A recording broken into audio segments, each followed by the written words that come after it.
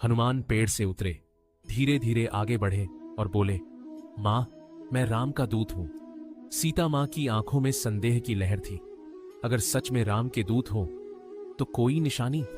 हनुमान मुस्कुराए, हथेली खोली और उसमें चमक उठी राम की अंगूठी।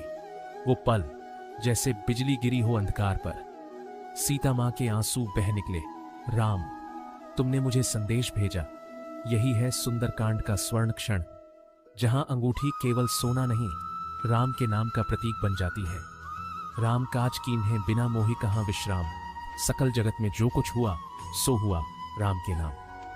इस चौपाई का अर्थ यह है कि हनुमान ने बिना किसी विनती के राम के कार्य को प्राथमिकता दी और उनका नाम ही हर कार्य में सफलता का कारण बना। अब जो होने वाला है वो सिर्फ मिलन नहीं, आशा की वो लौ है जो पूरी लंका में आग लगाने वाली है।